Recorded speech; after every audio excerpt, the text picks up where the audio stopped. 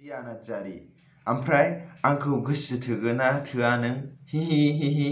हाबाब सना मानो गोसो थोआ जानो नोंखौ मोनाबा आङो बानलु दंफाङावनो फासि नांना थैथारगोन आरो बेयावबो थैयाबा सामुससे दैयावनो बाज्रुमनानै थैथारगोन आं बड़ा हरामी हो बेटा आरो बे साननैसो उनावनो नोंनाव आं खारसनहैथारसै आरे सलेबाय हौवाफोरनि गेजेराव गिबि खेब खारसनग्रा होननानै हिस्ट्रियाव रेकर्ड थायाथ' नोङो Oh my god!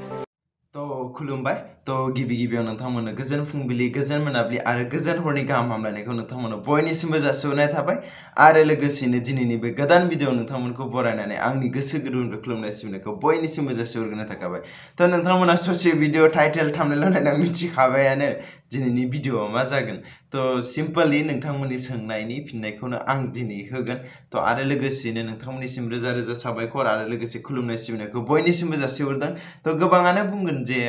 QNA बानायनाय समाव बुङो जे आं खस्थ' खालामनायनि मोननाय फिथाइ आं खस्थ' खालामनायनि थाखाय एसेबां साबस्क्राइबार जादों जोंनि फेमिलिया गिदिर जादों नाथाय आंनि थाखाय बे मोनसेबो नङा आङो एडिटिंनिफ्राय लानानै भिडिअ बानायजेननायनिफ्राय ABCDफोरखौनो मोजाङै मिथियामोन होनजा बुंजायो नाथाय नोंथांमोना सापर्ट होबोदों नोंथांमोना आंखौ अरायबो हेफाजाब होबोदों बिनि थाखाय आंनिफ्राय खुलुमनायखौ बावहरदों आरो इयुनाव बेफोरबायदिनो जौगालांगोनखौ जों मिजिंथियो आरो नोंथांमोना अरायबो हेफाजाब होगोनखौ मिजिंथिनानै जोङो मेहेर सनानि लाभ रिएक्ट खालामनायजों आरो लोगोसेयैनो मिलननि लागाव होननायजों दिनैनि बे भिडिअखौ जागायजेनलांनोसै थौदो बिदिब्ला अबे मजा आएगा ना फैलाव इस्लारिया सोंदों आदाया बबे गामिनि आरो नखराव सोर दङ तो आंनि गामिया उदालगुरि जिल्लानि 1 नं गरमारा गामि आरो लोगोसेयैनो नखराव सोर दङ होननानै बुंब्ला आइ दं आफा दं आरो लोगोसेयैनो आदा दं आरो लोगोसे आगै दं आरो आं दं तो आदाखौथ' नोंथांमोना बांसिनानो सिनाया तो जायफोर बिथांमोना नायनो गोसो तो ललित बसुमतारी होननानै नोंथांमोना इउटिउबाव सार्च खालामबानो नुनो मोनगोन तो बिथाङाबो सेक्सि ब्लगिं खालामनायखौ सोलोंगासिनो तो नोंथांमोना थांनानै जाय बिथांमोना नायनो गोसो नायबानो जाबाय तो दानिया टिना बाग्लारि बिथाङा सोंदों आदाया उदालगुरि कलेजाव फरायो नामा औ आं उदालगुरि कलेजावनो फरायो सानसुमै नार्जारिया सोंदों जे हु इज योर फेभरेट बड' एक्टर तो आंनि फेभरेट बड' एक्टरा नोंथांमोननिबो सिनायखाबाय तो जिखियानो जाया सिगांनिफ्रायनो मिथिखायो सोरबाया तो आं गासै बड' एक्टरफोरखौनो मोजां नुयो नाथाय बयनिख्रुइ फेभरेटसिन होननानै बुङोब्ला आदा सिमां सैनारिखौ आं बयनिख्रुइ साबसिन मोनो आरोना बे आंनि फेभरेट एक्टर आरो लोगोसेनो बिथाङानो सोंबावदों सानसुमै नार्जारियानो नैथि कुइसन महरै माने हु इज योर फेभरेट बड' सिंगार तो आं बेयाव फेमेल मेल मेनसन खालामाखै नाथाय आं बयनिख्रुइबो साबसिन मोनो माने गासैबो मोजां खिन्थु आं बयनिख्रुइबो साबसिन मोनो सोरखौ मिथिगौना जोंनि रमान्टिक बर'नि बेस्ट रमान्टिक सिंगार होननानै मिथिजाखायो जेराव तो नोंथांमोननिबो मोजां मोनखायो खोमा तो आं आदा रिमालखौनो बयनिख्रुइबो साबसिन मोनो आरोना तो जिखियानो जाया आरो लोगोसे दंबावो बिथाङानो सोंबावदों हु इज योर फेभरेट बड' एक्ट्रेस तो एक्ट्रेस होननानै बुङोब्लाथ' गासैयाबो मोजाङानो खिन्थु माने बेफोरबायदि दिहुननांगौ गोब्राब नाथाय आं बयनिख्रुइबो रेसपेक्टेड मेम आब' रियाखौनो आं बयनिख्रुइ साबसिन मोनो आरोना आंनि फेभरेट तो कुइसन दङ जोंहा निरन्जय बि ब्लगनि कुइसनानो जाबाय ब्रो दिनाव खेबबेसे हासुयो आरो खेबबेसे खियो ये तो अलग तुम तो बड़े हरामी निकला यार तो बे माने बेखौ फिननायनि सिगां दे रायजोफ्रानो खोन्थालाय रायजोफ्रा सोर दिनाव खेबबेसे खियो खेबबेसे हासुयो माने बे माने हारसिंनो जाखानाय बेखौ रावबो हमथानोबो हाया आरो लोगोसेयैनो बेखौ हमथानोबो हाया आरो गोसो जाबानो खालामनोबो हाया नालाय तो बेखौथ' हिसाब गैया दै बानायसो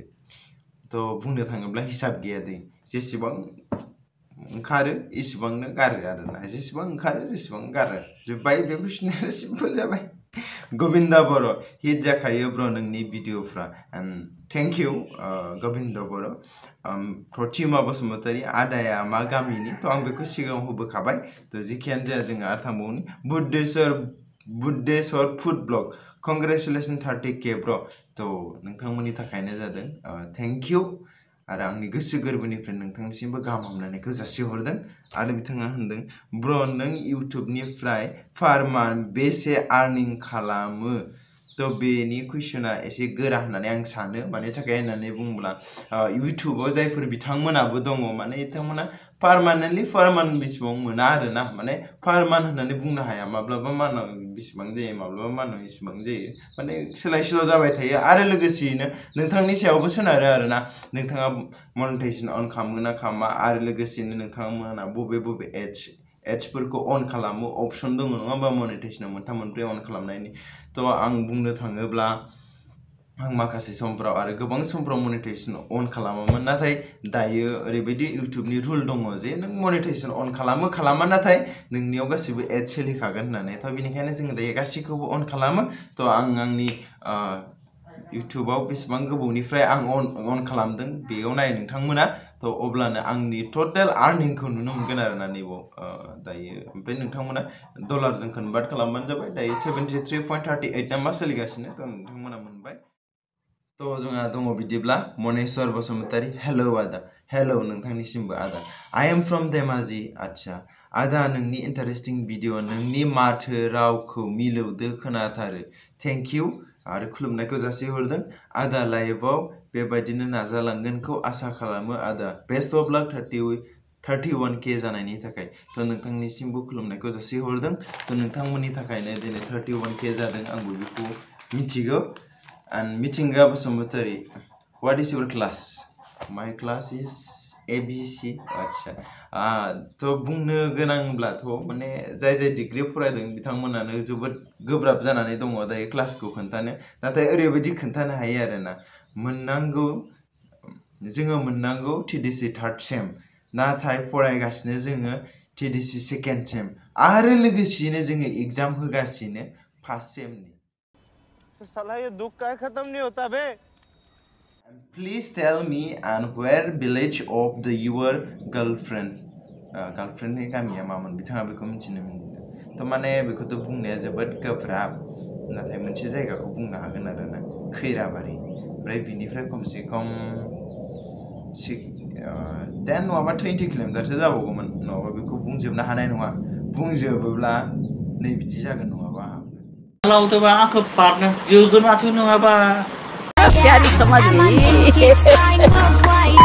आरो बिथाङानो सोंबावदों what is your girlfriend name आच्छा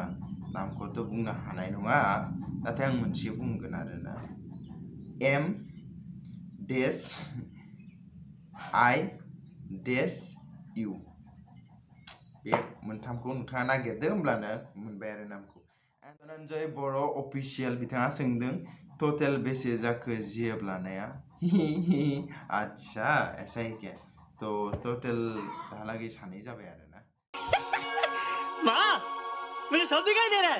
नेक्स्टआव दङ जोंहा क'क्राझार बय आच्छा क'क्राझार बय नोंथांखौ जोंनि चेनेलाव बरायबाय सेकेन्ड गार्लफ्रेन्डनि काहानिखौबो खोन्थादोलै सार आच्छा खोनासंबावनो गोसो थ' आसा खालामो जेब्ला जोङो 50K आव आगान होगोन अब्ला मोनसे स्ट'रि दंबावो आं बेखौ स्ट'रि टाइमाव नोंथांमोननो होनानै होगोन आरोना थ' जाय बिथांमोना पाबजि लाभार आरो पाबजि गेलेनो मोजां मोनो थ' बिथांमोना क'क्राझार बय बिथांखौ फल' खालामहैबानो जाबाय इउटुब चेनेल दङ बिथाङाबो मोजाङैनो गेलेयो बुहुद बेसारा हराव लाइभ स्ट्रिम होनांबाय थायो गार्लफ्रेन्डजों बारा रायलायनो मोनलाय लाङादां बेसारा थांनानै जायफोर सापर्ट होखो एसे नायना फैथां मिहिर दैमारि कुइसन नाम्बार 1 दादा नों बेसेबां फरायनाय थ' आं बिनि एन्सारखौ होखाबाय आं दायो माने 3rd सेम मोननांगौ 2nd सेम फरायगासिनो आरो लोगोसेयैनो 1st सेमनि एग्जाम होगासिनो आरोना थ' गासै डिग्रीनियानो बेफोरबायदि जानानै दङ खोमा थ' नोंनि रियेल नामा मा दादा आंनि रियेल नामा सलिद बसुमतारी नोंथांमोना इन्स्टाग्रामावबो मोनगोन आरो लोगोसेनो फेसबुकआवबो मोनगोन न'खराव साबेसे दङ टटेलि मम डेड टटेलि साबा आइ आफा आं आदा आरो आगै बेसेबां इयार्स जाखो आङो 1999 28 एप्रिलाव जोनोम जादोंमोन दायो लायोबा 22 इयार्ससो जाबाय आरोना एन्सारखौ मोनगोन होनना आसा खालामबाय दादा आच्छा थेंक इउ आंबो सानबाय जे नोंथांनिसिम एन्सारा मोनहैबाय होननानै निलिमा बसु बेसेबाङाव फरायो आदा थ' दानिसो होखांबाय थ' जोङो थार्ड सेम मोननांगौ नाथाय सेकेन्ड सेमाव दङ आरो फार्स्ट सेम एग्जाम होगासिनो दिशा हायनारि आदाया मा गामिनि आच्छा आङो बेखौ अलरेडि होखाबाय नाम्बार 1 गरमारा होननानै देन जोंथि मादैमारि ब्रादारनि न'खराव सोर सोर दङ अन्नानै QNA भिडिअ लाबो थ' साबा बेखौ खोन्थाखाबाय आं बारा माने गोलाव खालामनो गोसो गैया थ' बुहुत गोलाव जागोन बुहुत गोलाव दं कुइसना थ' बिदिब्ला जों आरो जागायलांबावनि रुनुमि बसुमतारी अबेनि आदाया बेखौ अलरेडि होबाय उदालगुरि जिल्लानि आरो बेसेबां फरायखो आं दायो थार्ड सेमाव दङ नाथाय दायो आङो सेकेन्ड सेमाव दङ थार्ड सेम मोननांगौ फार्स्ट सेमनि एग्जाम होगासिनो आदाना GF दंना गैला आदानावलाय थ' दहाय मोननायालाय सासे मोनबोदों गोदानै नुबोआखै नोंसोरो थ' आइ एम सिंगल तारि राजिल नामा बिथाङा सोंदों माब्ला हाबा जागोन ब्र प्लिज थ' बिनि खोथाखौथ' साननायाखैनो दासिमहालागै थ' जेब्ला आं आंनि आथिङाव गावनो गाव गसंगोन अब्लाना बिनि खोथाखौ सानजागोन मानि थाखाय होननानै बुंब्ला जेब्ला जोङो गावनि आथिङावनो गसंनो हायाखै अब्ला बिनि खोथा साननानै बोरै जागोन नङा होमबा थ' जों गावनो जेबो आथिङाव गसंखायाखै बा जोंनि बे संसार जानाय एबा बिनि साननाया माबा मोनसेबो फेलें जाखागोन एबा नोंथाङाथ' बांसिन दुखु खस्थ' सैनांगोन आरोना थ' बेनिखायनो गावखौ डिपेन्ड जाग्रो एबा गावनि सायाव गसंग्रो बिनि सायाव सानोब्ला एबा जुलिनि खोथा सानोब्ला बांसिन मोजांसिन जायो होननानै आं सानो आरोना स' नोंथांमोना मा सानो कमेन्ट खालामदो थ' माय लाइफ स्टाइल बिथाङा सोंदों ब्रादारना GFआ साबैसे जाखो थ' सानैमोन माने एक्सट्रा आरोना बिनि थांखांनायनि उनाव बे आरो प्रेजेन्ट GFआ साबैसे दं नील बे दहायनियासो जागोन ना जायाथाय र' खारसुनहैनाय जायोबा खबर मोनगोन दे रायजोफोर बड़ा हरामी हो बेटा बिजित बसुमतारी आदा नोंनि फर्स्ट गार्लफ्रेन्डनि नामा मामोन खोन्थाहर दहाय खोन्थाखाबाय M-I-U ओमफ्राय बिजितनि उनाव दङ जोंसार बर' आदा नोंना साबैसे GF दं ब्रेकआप खालामजाफेरबाय नामा साबैसे GF दं बेथ' नीलानो आरो ब्रेकआप खालामजाफेरबाय नामा थ' एक्सुवेलि खालामजाफेरबायबो होननानै बुंनो हाया खालामजायाखै बुंनो हाया बड़ा हरामी हो बेटा गणेश दैमारि बिथाङा सोंदों आदाना गोदान बाजै दंना गैया थ' गैयालै बानायसो नागिरनांगोन नागिरना हरदोब्रा Oh my God! मिजिं नार्जारि बिथाङा बुंदों आदानिसिम बेनो गिबि कमेन्ट आंनि आच्छा थेंक इउ नोंथांनि कमेन्ट खालामनायनि थाखाय आदाया इउटुबाव बबे सानाव मा मायथाइयाव आगान होजेनदोंमोन थ' बेखौ एसे गोबाव जाबाय जोङो 2017 या 18 बेयावनो फैदोंमोन जोङो आं 2017 एबा 18आवनो गाजेनदोंमोन नाथाय बै मेन चेनेला गैला थ' जोङो फार्स्टनि चेनेलखौ दाननानै सेकेन्ड चेनेलसो सोलिगासिनो दङ आरो आदाया दा मा मावनानै मोजां मोनो आङो फाइनालि नोंथांमोनखौ मिनिहोनानै मोजां मोनो आरोना थ' माबा मोनसे मिनिहोनायजों लोगोसे सोरनोबा माबा मोनसे फोरोंनो एबा बुजायनो बेफोरखौ मोजां मोनो आरोना रोनै गयारिया सोंदों नोंनि फार्स्ट लाभआ हाबा जाबाय नामा थ' आं बुहुत गोबाव जाबाय बिथांजों रायज्लायै खबर गैयि बाट हाबा जाथ'वाखैदां होननानै मिथियो आरोना जायोबा खिन्थु थांगोन हाबा जानो अमा बेदर दरसेबाबोथ' मोनजाबोगोन दा Oh my God! बायनो हाखाला ओरैनो अमा बेदरा आरो दाम गोसा जाखाबाय नालाय नङा होमबा बिनिता ब्रह्मआबो सोंदों आदाया बेसे क्लासाव फरायो अलरेडि आं बेखौ होखाबाय आरो आदानि न'खराव सोर सोर दङ बेखौबो अलरेडि होखाबाय आदानि रियेल मुङा मा आंनि रियेल नामा सलिद बसुमतारी नोंथांमोना जेरावखि नागिरा मोनगोन फेसबुक इन्स्टाग्राम आदाया GF दंना गैया गैथ'वालै आसा खालामो आंनि कुइसनखौ रिप्लाइ होगोन होनना अके थ' नोंथाङा आंबो आसा खालामबाय जे नोंथाङा बेनि एन्सारखौ गासैखौ मोनखाबाय होननानै टनिराम बसुमतारी बिराद दुखु मोनबायला आं लाभ स्ट'रिखौ खोनाना दा बियो हाबा जाबाय नामा ब्र' थ' बियो हाबा जाथ'वाखै थ' बिथाङा गावनि लाइफआव दङ मोजाङै दङ आं आसा खालामो आरो मोजाङै थागोन गावनि लाइफखौ केयार खालामलांगोन बेनो आरोना थ' नाथाय बेयाव मोनसे खोथा आं बुंनो लुबैबाय जाय बिथांमोना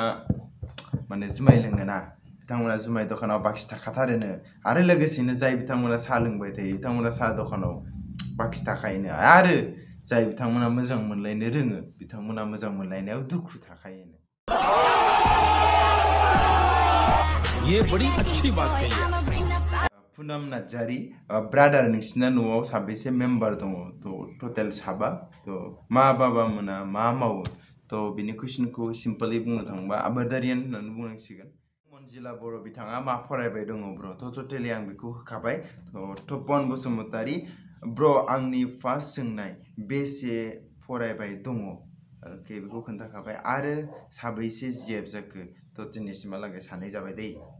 आरो दासिम साबैसे जिएफ गारखो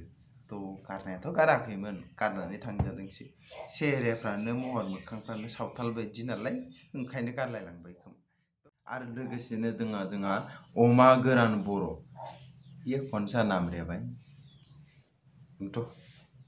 अच्छा बिथाङा माने आलासि जानो थांजेननायाव अमा गोरान मोनजादोंमोन बियो ओंखायनो अमा गोरान बर' भाई मारो मुझे मारो आंनाबो जिएफ गैयालै आदै अच्छा मोनगोन र' सानैसोनोथ' मिथिया दै मोनगोन ना मोनाथाय माने सिख्ला मोजां गैला बुकिं होनना बुङोना जिखियानो जाया नोंनि खाफालावबो दङ बे र' सानैसोनोथ' मोनगोन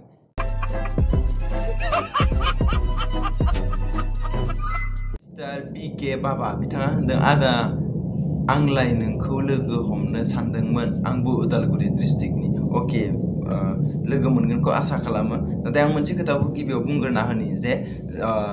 नोंथांमोना दिनै आंखौ साबस्क्राइब खालामनानै दोनदों एबा आंखौ सिनायो नोंथांमोना 31K आंखौ दिनै साबस्क्राइब खालामदों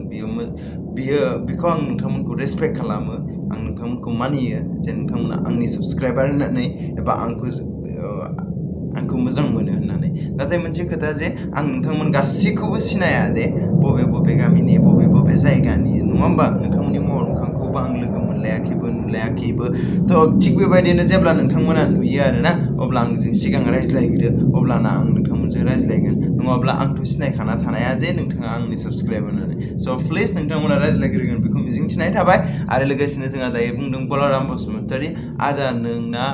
आदा नों मा बाइक लागोन आरो माला लागोन साखा खबसेनि थाखाय फैसा गैथ'वा दे आंनाव जेथिया फैगोन अब्ला लागोन आरोना मा बाइक माने मा बाइकखौ मोजां नुयो आं बांसिनै 180 पालसारखौनो बांसिन मोजां मोनो आरोना एबा नुयो इयुनाव मा जायो नायनोसै देरसुं ब्लग देरसुं ब्लगआ सोंदों आदा नों माबे ओंख्रिखौ बांसिन जानो गाहाम मोनो अके आं बांसिनै लाफा खारै ओंख्रिखौ बयनिख्रुइबो साबसिन मोनो आरोना लाफा खारैजों नाजों एबा ना मासुआबो जाबावोसो आरो ओरैनो माबायदि जिएफ लागोन आच्छा ओरैनो माबायदि गार्लफ्रेन्ड लागोन आच्छा नर्मेलि गोसो गोरबोजों गोरोबलायनाय बास बेनो जाबाय महर मोखांखौ नायनानै महर मोखांजोंथ' बारा संसारखौ जानो हाया नालाय बानायसो ओंखायनो गोसो गोरोबनानै ग्रोब मिलायलांग्राखौ मोनबानो जागोन आरोना नाथाय बहा मोनो बिदिखौ बहा मोनो साला ये दुख का खत्म नहीं होता बे सानसुमै नार्जारी आदाना एक्सआ साबेसे जाखो सानै एन्ड सानसोरां भाई आंनि मोनसे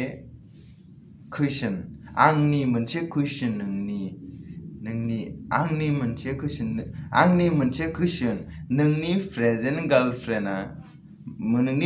गार्लफ्रेन्ड मालाबा नों वाट्सएपआव प्रोफाइल पिक्चार दोननायानो नामा आच्छा माने आंनि वाट्सएप नाम्बार दं आच्छा आं मालाबा सिखिरिखौबो होयो मालाबा सोरबा एक्ट्रेसखौ होलायलाङोलै जेखियानो जाया बिसोर गासिबो गार्लफ्रेन्ड नङा दे बबेमोन बेबा फट'गाबा आंबो मिथिनाय नङा डिजे राइडार आदानि एक्स गार्लफ्रेन्डनि नामा मामोन आरो माने आच्छा आं बेखौ खोन्थाजोबनो हाया नङाबा बारनानै जोजागोन आंबो M-I-U ओमफ्राय सोरां नार्जारी दा नोंना निउ जिएफ दंना गैला गैथ'वालै बाय बै सासेखौनो मोजां मानना लानांसिगोन र' ने एन मुसाहारि बिथाङा बुंदों आं सिख्लाब्ला नोंखौ गोसो थोगौमोनलै आच्छा बे माथो बरियामोनलै बे सिख्ला जानाय बाहा गार्लफ्रेन्ड थाखासिगौमोन ना आंबो सिख्लाबा नोंनो दख'ना गाननानै खारसनहैगौमोन आं बानायसे रिंखां मुसाहारि सेकेन्ड स्टोरीखौ माला खोन्थागोन जेब्ला 50K जागोन अब्ला आं खोन्थागोन माने मोनसे दं आरोना लिरना दोननाय माने रियेल स्टोरीयानो सेकेन्ड गार्लफ्रेन्डनि आरोना बे बारे हारामियो माने वन्डारफुल डे अफ माय लाइफ माने मोनसे गोमोथाव सान आंनि जिउआव जानाय बेखौ आं नोंथांमोननो होगोन आरो सिन्था खालामनाङा दे सेकेन्ड स्टोरीया फैगोन जेब्ला 50K जायो अब्ला गोसोखांबानो जाबाय एन्ड थुनलाइ नार्जारि आदाया जिएफ दङना गैला गैथ'लालै नागिरनांगोन धनन्जय बर' अफिसियेल ब्र'आ जिएफ खैजोन लाखो सानै आरो बेसेबां ब्रेकआप होखो टटेलि सानैबो जाबायानो होनजाबाय नाथाय सासेखौ बारा फाता मोनाखै दे फैफिनलाबायनोबो हागौ नालाय आदा नों मा ओंख्रि जाना जोबोद मोजां मोनो प्लिज रिप्लाइ हो आदा अननानै आच्छा थ' आङो बांसिनानो लाफा ओंख्रि बेफोर बर'नि ओंख्रिफोरखौ बांसिनानो मोजां मोनो जेरै बांसिनै लाफा ओंख्रिखौ लाफा खारैखौ मोजां मोनो अनला दाउ सबाय दाउ बेफोर गासिखौबो मोजां मोनो आरोना थ' जिखियानो जाबाय चिरां बय बिथाङा बुंदों हे ब्र' फार्स्ट कमेन्ट थेंक इउ नोंथाङा कमेन्ट खालामनायनि थाखाय आदाना दासिमबो थानायाव जिएफ दंना गैला एन्सार होलै आदा गैथ'लालै नागिरनांसिगोन र' मालाबा समाव नागिरगोन दे सिन्था खालामना अनजालु मुसाहारि आदाया एक्स जिएफ साबैसे दासिमाव सानैखौनो बुंना लादो नङा होमबा माखौथो थगायबावनो एन्ड आरो माब्ला लागोन जिउनि लोगोरिखौ थ' आं दहायनो बुंखाबाय जे आं हारसिं डिपेन्ड जाग्रोनो हानांगोन बेखौ लाबोनानै जे जाहोनो हानांगोन आरो लाबोनानै गथ' गथायखौथ' मोजां स्कुलाव दोननांगोन बेफोरनिबो खोथा थायो नङा होमबा थ' एसे सानग्रोनांगोन एल बयस फार्स्ट जिएफखौ किस खालामदोंना खालामाखै ब्र' आच्छा थ' आखाइ हमनायावनो गिनानै सिखारनानै खारलायलायनाय मानसिया बिदि खालामनो हागोनखौ नुदोंना आच्छा आंबो रोङासै जाम्बाना गजब बेइज्जती है जाफुंसार ब्र' नोंना जिएफ दंना गैया एक्स जिएफआ साबैसे प्लिज ब्र' आरो एन भिडिअ'आव खोन्थाहर आच्छा ब्र'ना नोंना जिएफ दंना गैला दे एक्सआ साबैसे प्लिज सानैमोन दे दैमा नार्जारि नाइस आदा गोसोखाङो नामा दाबो नों आदा नोंनि जिएफखौ अभियासलि माने सम लानानै माब्लाबा गोसोखाङो बेथ' थार बेखौ लाखुमानानै माथो लाब नङा होमबा गोसोखाङो मानो खाङा जानो थ' बयबो गोसोखाङो थ' बास दिनैनि भिडिअखौ एसेयावनो फोजोबनाय थाबाय भिडिअ गोबां गोलावबो जाबाय थ' बेनिखायनो निमाहा बिनाय थाबाय आरो लोगोसेयैनो नोंथांमोननिसिम गोसो गोरोबनाय खुलुमनाय सिबिनायखौ बावहरबाय आरो लोगोसेयैनो जाय बिथांमोननि कुइसना बेयाव हाबासै बिनि थाखाय निमाहा बिनाय थाबाय इयुनाव आङो थारैनो नोंथांमोननि कुइसनखौ एन्सार होगोन होननानै मिजिंथिनाय